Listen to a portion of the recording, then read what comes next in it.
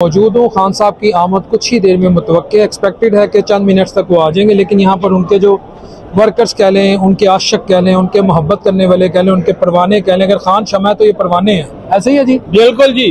तो ये फैसलाबाद से आ गए और फैसलाबाद की जो आवाम है वो अपने मजाज में बहुत ज़बरदस्त है। उनका जो मजाक करने का स्टाइल है, क्योंकि मेरा अपना ताल्लुक भी फैसलाबाद से है। सर हाफिज एहतशाम साहब PP 112 से आए। हाफिज साहब की पैगाम लैके आए फैसलाबाद तो? सर जी इको पैगाम है, हक सच दा नाम है इमरान खान।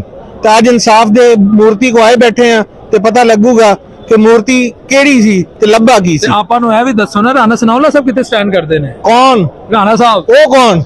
राणा सनाउल्ला ओ कौन? जेरे इंज करते ने? कौन? जेरे इंज करते? पता नहीं जी। जेरे पढ़दे भी ने ना नहीं रहंदे और सर ऊपर सख्त पता नहीं जी कौन किहदी गल करने। ते दूजे ताडे जेरे हैगे ने और राजा बिशारत साहब ओपोजिशन लीडर, उन्हां दी ओपोजिशन तो तुसीं मुतमईन होगे ना? सर समझ नहीं आ रही जी। राजा रियाज साहब, राजा रियाज साहब, सॉरी सर लोटे का जिक्र हो रहा जी। अच्छा, ते now let's come to the point. इस वक्त इमरान ही क्यों? मियां नवाज शरीफ क्यों नहीं? जरदारी साहब क्यों नहीं? मौलवी फजलुर रहमान क्यों नहीं?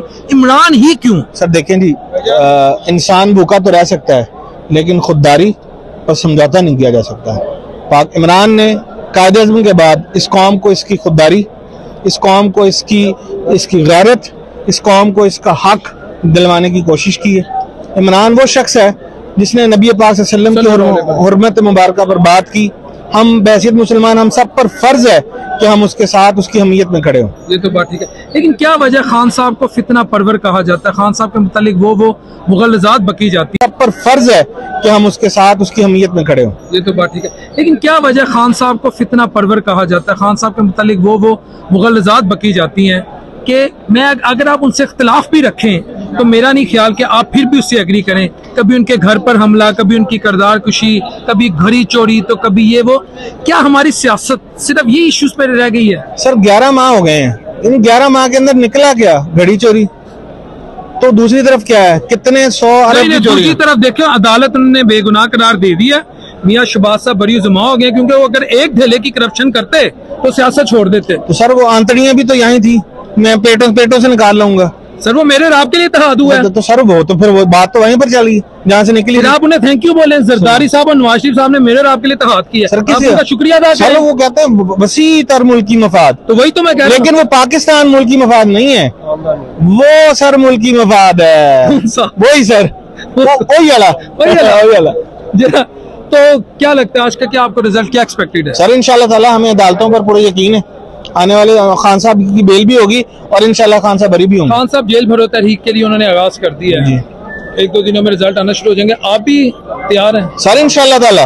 जेल से डर नहीं लगता? नहीं सर, मौसम बदलदा जे, कोई गल नहीं सर। मच्छर भी आने ने, सर पुराने डेंगू भी आ रहे हैं सर, कोई गल नहीं सर। मुल्क की आजादी ले, खुददारी ले जा सकते हो, जा सकते हैं सर। सख्ती सह लेंगे सर, सख्ती हिस्सा आप भी तो सख्ती सह रहे हैं 11 महीने से सर।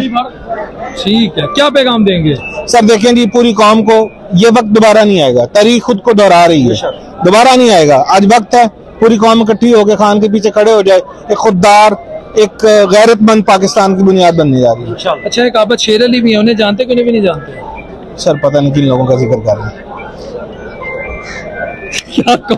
क्या फैसलाबाद कर दिया है, 1-2 दिनों में रिजल्ट आना शुरू हो जाएंगे। आप भी तैयार हैं? सर इंशाल्लाह ताला।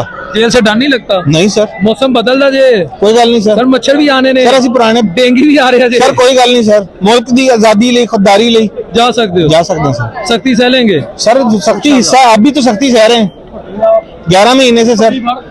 ठीक है, क्या पैगाम देंगे?